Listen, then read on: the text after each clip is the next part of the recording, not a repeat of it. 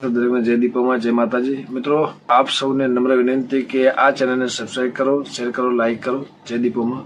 આરોપીઓએ કાળા કલરની નંબર પ્લેટ વગરની ઇનોવામાં આવી ફરિયાદીશ્રીને પોતાની ગાડીમાં જતા હતા ત્યારે આંતરી લઈ લાકડી તેમજ તલવારો વડે હુમલો કર્યા હોવા બાબતની ફરિયાદ વિજયભાઈ રબારી નાવે લખાવતા અત્રેના પોલીસ સ્ટેશનમાં ફરિયાદ નોંધવામાં આવેલ છે। હાલમાં ખૂબ જ મોટા સમાચાર સામે આવી રહ્યા છે કે ગુજરાતના ખૂબ જ પ્રચલિત કલાકાર વિજય સુવાળા પર ઘાતક હુમલો કરવામાં આવ્યો છે તેવી ફરિયાદ વિજય સુવાળાએ અડાલજ પોલીસ સ્ટેશને કરવામાં આવી છે।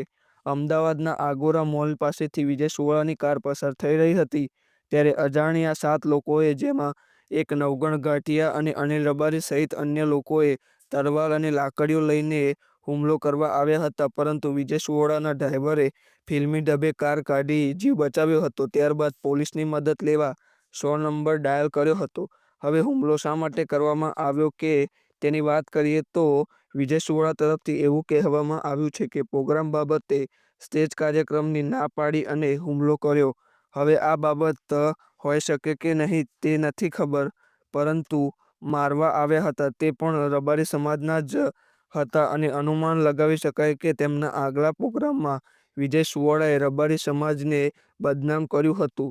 શાળા બનેવીની જોડી એવું ગીત બીજા સમાજના છોકરો રબારીની દીકરીને બગાડીને લઈ ગયો હતો અને વિજય સુવાળાએ શાળા બનેવી જીજુ જેવા શબ્દોનો પ્રયોગ કર્યો હતો, જેનાથી રબારી સમાજ આક્રોશમાં હતો અને આ 7 લોકોએ તે મુદ્દા કારણે જો હુમલો કર્યો હોય તેવું લાગી રહ્યું છે। મિત્રો, તમને શું કહેવા માંગો છો આ મુદ્દા વિશે, બાબત વિશે? શું થશે આગળ? શું વિજય સુવાળા સાચા છે કે સમાજ સાચો છે?